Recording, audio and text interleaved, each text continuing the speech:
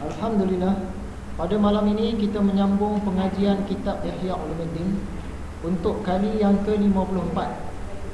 Kitab ini karangan Hujjatul Islam Imam Al-Ghazali, iaitu seorang mujtahid mutlak dalam tasawuf, dan dia juga dikenali sebagai tabib ataupun doktor kepada penyakit-penyakit jiwa, doktor kepada penyakit-penyakit rohani.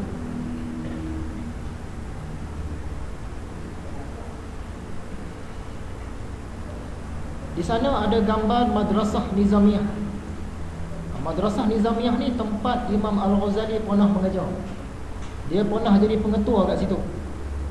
Tempat tu sekarang dalam negeri Iraq, di Baghdad. Madrasah Nizamiyah ni, dia adalah sekolah agama formal yang pertama.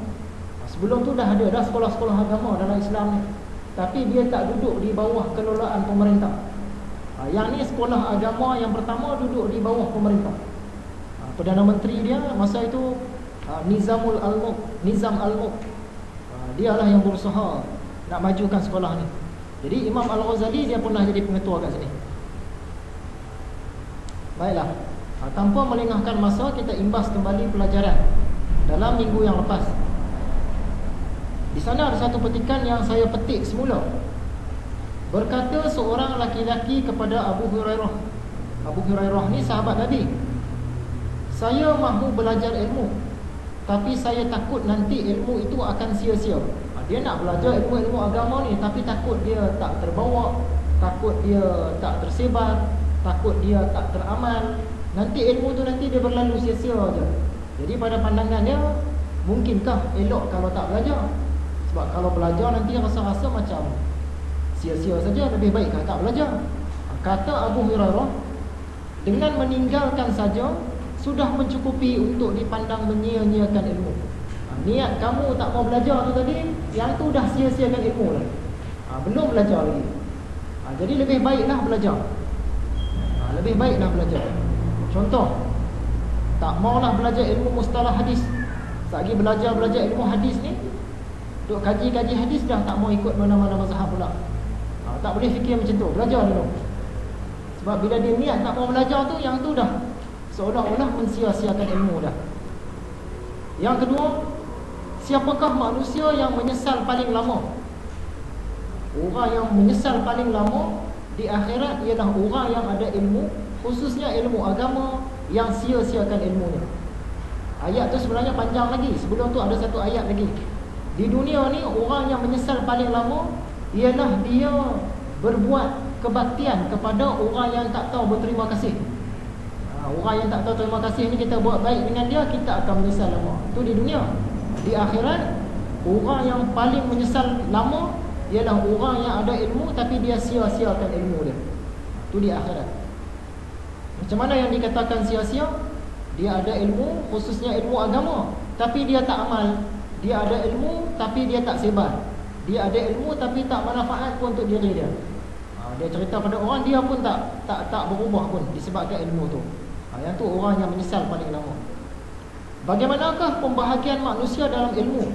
Ada 4 jenis. Jenis yang pertama, dia tahu yang dia ada ilmu. Dia tahu yang dia tahu. Jenis yang kedua, dia tak tahu yang dia ada ilmu. Jenis yang ketiga, dia tahu yang dia memang tak ada ilmu. Dan jenis yang keempat, dia tak tahu yang dia tak ada ilmu. Kita ambil contoh, kita nak pergi mendaki Gunung Bubu. Jadi kita pun tanya kawan-kawan kita, siapa antara kita ni yang tahu jalan pergi ke kemuncak Gunung Bubu? Ada satu orang tu angkat tangan. Dia kata, saya tahu. Saya pernah naik dah. Ikut Ulu Kenas biasa naik, ikut Kampung Cih biasa naik, ikut Pecah Batu pernah naik. Lepas tu dia pun bawa kita, dan ternyata jalan itu betul. Jenis yang ni, dia tahu yang diri dia tu ada ilmu. Manusia jenis ini kita ikutlah dia. Dia memang layak untuk diikut. Jenis yang kedua, dia tak tahu yang dia ada ilmu. Macam mana nak pergi Gunung Bubu ni? Kita semua ni tak pernah pergi. Ada tak siapa-siapa yang boleh tunjuk jalan? Semua senyap je. Jadi kita perasan ada satu orang, kamu dulu masa sekolah dulu bukan ke pernah pergi Gunung Bubu? Pernah naik? Memang pernah. Ikut ulu kenah biasa, ikut pecah batu pun pernah. Maksudnya kamu boleh nak cari jalan dia. Rasa-rasa boleh. Kenapa tak cakap tadi? Okey, sekarang kita pilih dia lah jadi ketua kita. Dia tu tak tahu yang dia tu boleh. Bila kita kejutkan dia, baru dia teringat, oh ya lah, pernah pergi dah dulu, tahu dah jalan dia. Manusia jenis yang ini kita kena kejut dia. Kejut dia supaya dia manfaatkan ilmu dia tu untuk kita semua. Jenis yang ketiga, dia tahu yang dia memang tak ada ilmu. Kamu boleh tunjuk tak jalan pergi ke Kemuncak Gunung Bubu? Saya memang tak tahu. Kalau suruh saya tunjuk alamat dia, sesatlah kita semua. Sesat jalan. Dia mengaku dia tak tahu. Jenis yang ni kita tunjuk dia, kita ajak dia, kita ikut orang lain lah. Siapa yang tahu kita ikutlah. Kita tunjukkan dia jalan. Jenis yang keempat ni yang tak bagus. Dia tak tahu yang dia tu tak tahu. Ada siapa-siapa tahu jalan ke Kemuncak Gunung Bubu? Siapa pun tak ada mengaku. Tak apalah, saya tunjuklah. Rasa-rasa boleh ni. Dia tak tahu. Tapi dia tak tahu yang dia tu tak tahu. Rasa-rasa sedang dia jalan ni. Okey, semua ikut saya.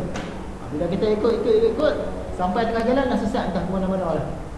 Dia tak tahu yang dia tu tak tahu. Jenis ni paling bahaya. Jenis yang ini kita kena tolak dia. Mengapakah ada ilmuwan agama, ulama lah ni, yang diazab lebih teruk di akhirat daripada orang biasa? Sebab dia suruh orang tapi dia sendiri tak buat. Dia suruh orang bersedekah tapi dia sendiri pun jenis kedekut. Dia suruh orang keluarkan zakat, dia sendiri pun tak keluar zakat. Dalam kitab Ihya ni dulu kita ada jumpa satu masalah. Zakat ni bila cukup setahun baru dia kena keluar. Tapi ada satu orang khadi. Dia ni pangkat khadi. Ada ilmu lah ni. Ilmu agama dia mahir. Bila nak sampai setahun, harta-harta dia tu dia niat, dia hadiahkan kepada isteri dia. Mulai malam ni, harta abang semua abang bagi kepada kamu lah. Lepas tu isteri dia pula tadi akan bagi balik kat dia. Okey, mulai esok saya bagi balik harta-harta abang ni, saya bagi balik kat abang. Jadi harta tu duduk dengan dia tak cukup setahun. Bila tak cukup setahun, dia tak payah keluar zakat.